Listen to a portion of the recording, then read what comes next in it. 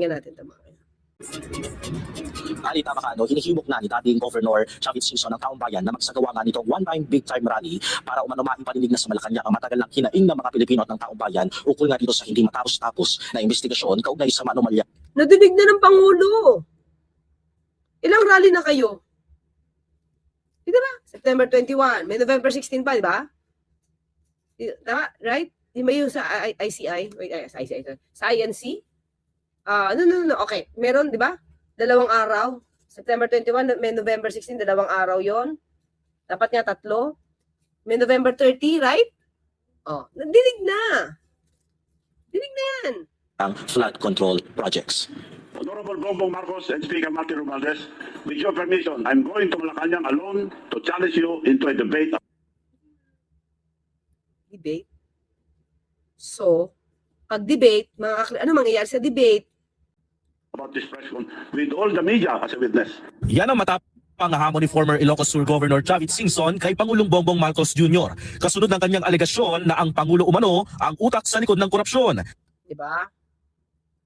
Makikipagdebate siya about corruption. Teka lang, diba? Hinamon niya ba dati si dating Pangulong Duterte? Korap yun eh. Sabi niya, diba? Korap yun eh. Umamin si dating Pangulong Duterte. Sabi niya, di ba, corrupt siya, nagnakaw siya, pero ubos na. Tapos may 20,000, may ghost projects pa noong 2020. Nakipagdebate ba siya? Hindi. Sinusuportahan pa niya yung anak ng corrupt. Di ba? Sa malawakang flood control scandal, matagal na raw gustong ihayag ni Singson ang mga alegasyon laban sa Pangulo, pero hinintay raw niyang umabot ito ngayong unang buwan ng bagong taon. 40 taon na raw kasi simula nang mapatalsik ang rehimeng Marcos Sr. Eksakto rin kaparehong 68 years old na rin ng nakababatang Marcos ngayon, ang edad rin ng kanyang ama nang mapatalsik sila sa Malacanang. Wait, kasalanan ito ng mga palpak na flood control projects is, Senator, Chavit Singson. Yung ghost projects, ni dating Pangulo Duterte, yan, yung susunog apog, mga ka-clear. I-recap natin kahapon. Sunog apog. That's 2017. Hindi umaandar. Fully paid. As early as 2019. Panahon ni dating Pangulong Duterte.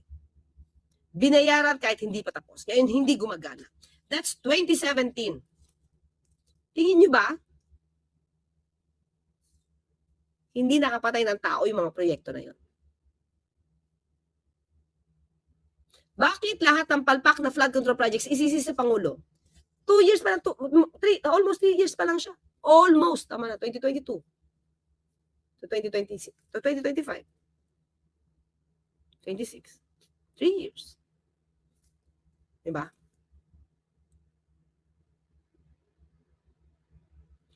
Tapos, yung ghost projects ng dating Pangulo Duterte, that's 13,900 flood control projects. Chavit Singson, nakita mo kung nasaan? Nakita niyo ba yun kung nasaan? Diba? Bakit lahat ng flood control projects sinisisi ngayon sa Pangulo? Eh, di ba 2018 pa nga nag-start si Diskaya? 2016 pa nag-start si Diskaya. So, anong ginawa ni Diskaya? Diba? Ayun, no? Kasalanan ito ng mga palpak na flood control projects ni Bongbong Marcos. Sunog apog. Kay Pangulo Marcos yun? Diba? Nakikita nyo mga clear kung gaano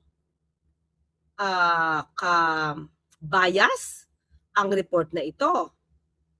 Nakalimutan niya na 13,900 plus 933 yata yun. Flood control project. Oh, hinanap mo na ba ito? Hinanap mo na ba to, Chavit? Hanapin ko papakita ko lang sa inyo. Marami ito eh. So dapat ito, inamin naman ni dating Pangulong Duterte na marami siyang flood control, marami siyang ghost projects. Nahanap ba to ni Chavit Singson? Bakit lahat ibinibintang? Pati yung flood control projects doon sa Davao City? Ba't bumabaha doon? Kahit may 51 billion worth na allocation for the flood control projects or infrastructure. Kay Pangulong Marcos yun ibinibintang? 13,917 pala mga kapatid. 13,917. Ang flood control projects ni dating Pangulong Duterte. 13,917. So, nasaan na yan? Nasaan na yan? Report siya ng March 2020, May 2022. Nag-report siya ng huli na 13,917 ang naipagawang na flood control projects. Okay, tika lang, hanapin natin ito. Ito, PNA ito, mga clear. Yan o. As of March, kinuha ko na lang ito pero ito talaga, ito yung reference niya yung PNA. Okay, as of March, 13,917 flood control projects have been completed. Nasaan to? Saan to? Ba? Pagbubunyag pa ni Singson, sina Sara Diskaya raw at Orly Gutesa ang pinaka-credible na testigo laban sa Pangulo. Pero tila Wala nga siya nabanggit tungkol sa Pangulo. tinatago raw ng dating Speaker Martin Romualdez si Gutesa. Uy! Meron ba siya ebidensya dito, mga kakli? Kung kaya't wala raw nagsasalita laban sa pamilyang Marcos. Pero para maiparinig raw ang sigaw ng taong bayan sa Pangulo, We will schedule Diba sila, nasa huling, si Gutesa, mga kakli, diba hinawakan to ni Mike Defensor? Hinawakan ni Mike Defensor. Tinulungan nila gumawa ng kwento si Gutesa. Tapos, biglang, hindi na nagpakita.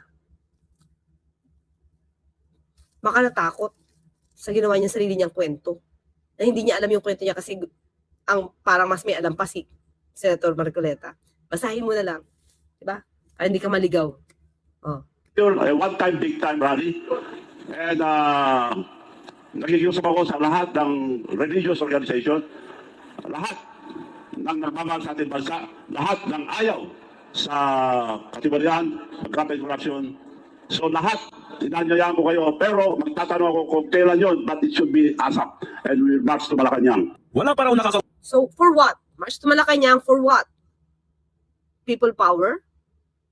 And then what? Put VP Sara in place? For what? For what? Tingin nyo maiimbestigahan itong mga kaalyado niya? Sa mga maanomalya. Tingin nyo, mga clear. So, ano ang balak? Anong balak ni Chavit Singson? Diba? usap si Singson ng mga grupong maaaring sumama sa kilos Sinungaling si Bongbong Marcos. So, sinungaling si Bongbong Marcos, si Chavit Singson, hindi. Truthful siya.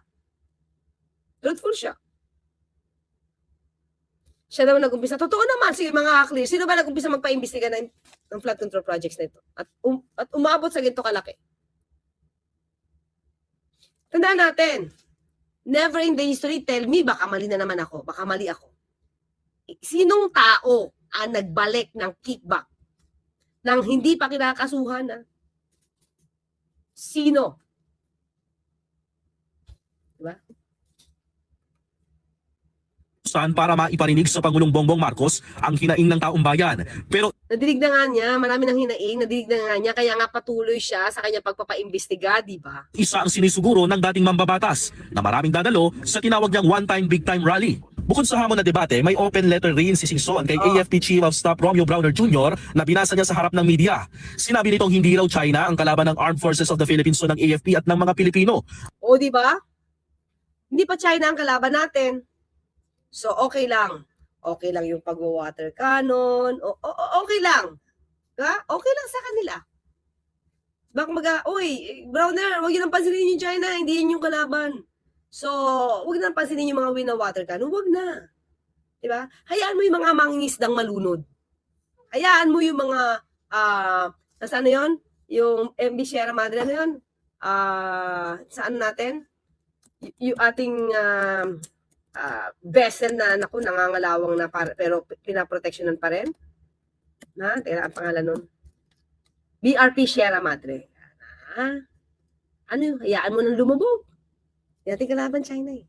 Yan, hindi naman talaga, di ba? Tama naman siya. So wag nang pansinin yung China. Ang tunay raw na kalaban ay ang mga korap na politiko. Oo naman. So, nung bang may issue si VP Sara tungkol sa korupsyon, tungkol sa confidential funds, umingay ba siya mga klit? Tanong lang sana naman umingay siya noon. Kasi para naman totoo yung iniisip natin about him na kumakalaban siya talaga sa korupsyon. Lumulobo na rin raw ang utang ng Pilipinas. Aniya, 17 trillion pesos na raw ang utang ng bansa at 2 trillion pesos ang ibinabayad ng bansa kada taon. Di ko lang mga ka-clear. Kung naman ganyan, 17,000. Tandaan natin, magkano ba yung magkano yung galing dito kay dating Pangulong Duterte? Mga ka-clear. Ha? Napi ko nga yan. Magkano yung utang niya? Ay, to. Ha? Nakalimutan mo na ang laki-laki ng inutang ni dating Pangulong Duterte para lang makurakot ng family. Ayan o. Ito mga ka-clear, August 5, 2022 to ha. August 5 to. Oh.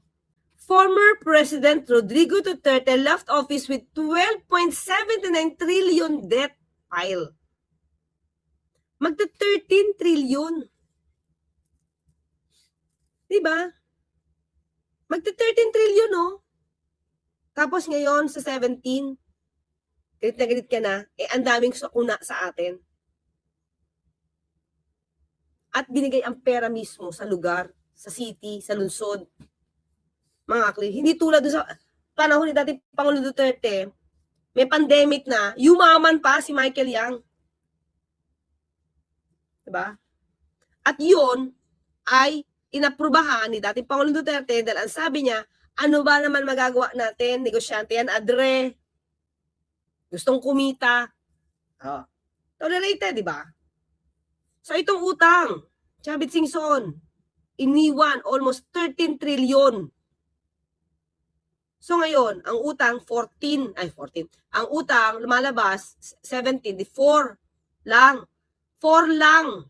Halos ang utang ng Pangulo sa panahon niya. 4 trillion lang. Ito, ilan ang utang niya? 12.7, almost mag-13.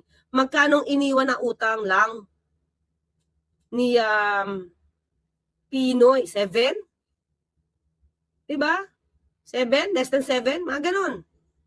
O, ito, putting his successor, Ferdinand Marcos Jr. in a very delicate fiscal position that could handicap the nascent administration's spending on its programs and planned reforms. Mo, pinahirapan ang susunod na administrasyon dahil ang laki ng utang. Hindi ka dito sumigaw? Mga kakli, hindi ito napansin? Kaya't ang ekonomiya raw ay siguradong pabagsak na. Binanatan rin ni Singson ang Independent Commission for Infrastructure o ICI. Hindi raw kasi nito iniimbestigahan ang mga ghost at substandard flood control projects sa baluarte mismo ng Pangulo sa Ilocos Norte. Wala pang komento ang Malacanang at ang Pangulo maging si ICI Advisor Retired Justice Andres Reyes Jr. O, kaya nga mga kriteria nyo muli, 13,917 flood control projects, hindi man lang niya ni-request na paimbestigahan. So, di ba, parang sumulat siya mga clear, meron siyang panawagan. Siyempre, ibig sabihin, pag may panawagan sa militar, alam na this. Chavit na nawagan kay FPG Chief Bronner na lumaban sa garapan ng korupsyon sa bansa. Meron siyang gustong ipahiwatig. People power to, mga kaklear. Di ba?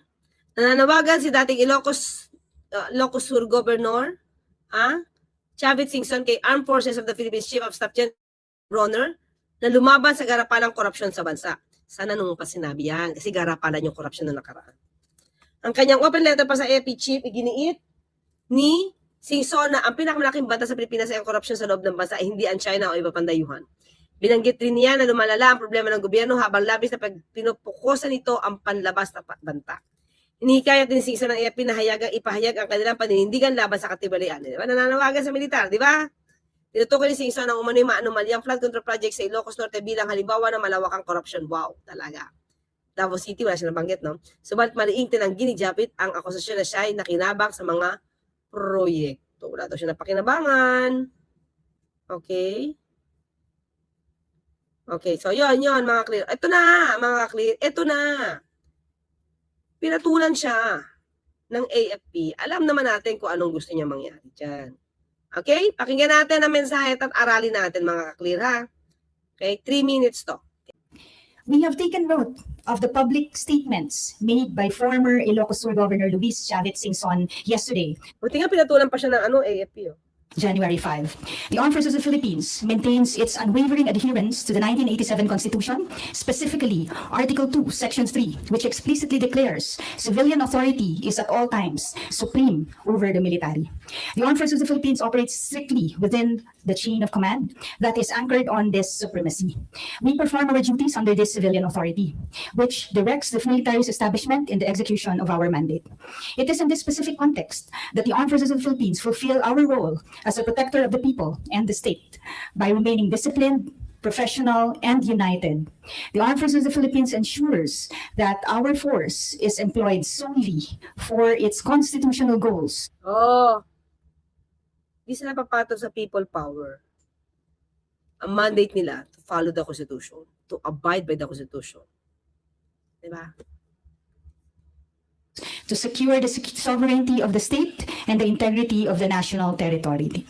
Consequently, while the Armed Forces of the Philippines have consistently supported calls for good governance and anti-corruption, addressing allegations regarding civilian governance, public finance, or economic policy fall exclusively under the jurisdiction of civilian courts and oversight bodies. Oh, kasi mga ka-clear, alam nyo na, sino ba kinausap ni Okis, di ba? Si General Bronner. Kasi, balak nila na at the time, sinabi naman General Bronner, coup attempt.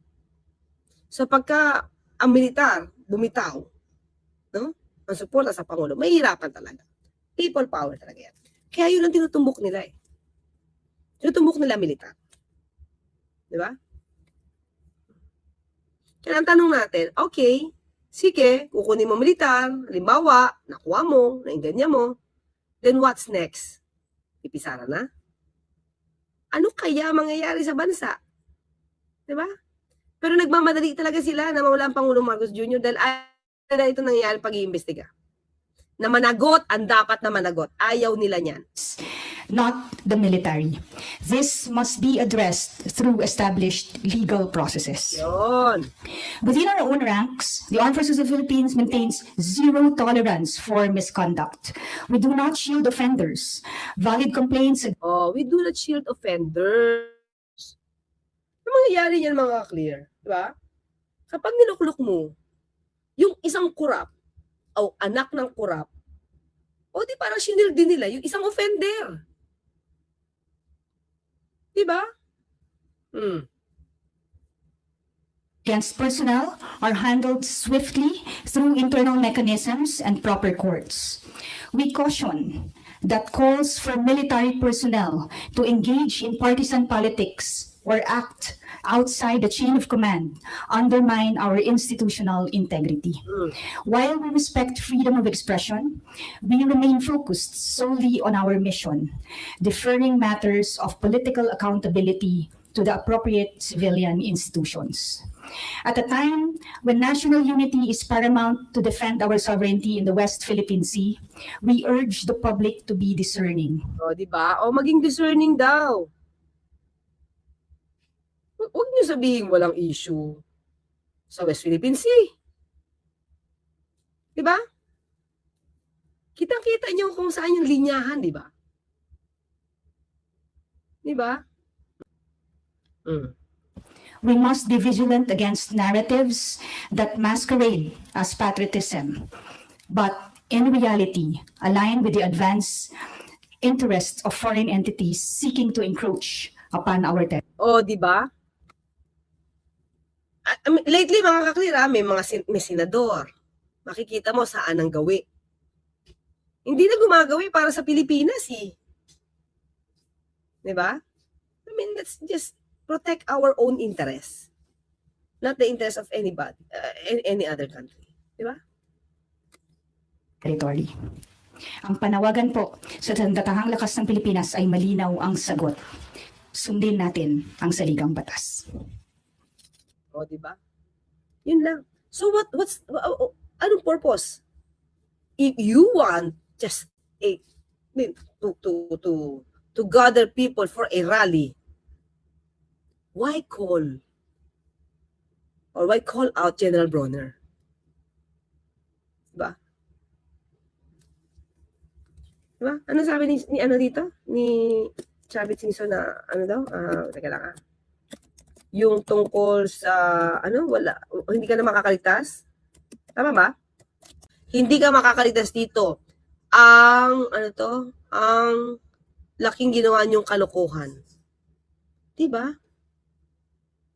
Yun yung sabi niya. Hindi ka na makakaligtas dito. Okay? But anyway, yun lang mga binanggit ko lang to. Hindi ko sana take upin to. Kaya nang tinake up ko to because of the AFP. Diba? Because of the AFP. At nagsita kasi ang AFP. Kung hindi nagsita ang AFP, hindi ko naman take upin to. Diba?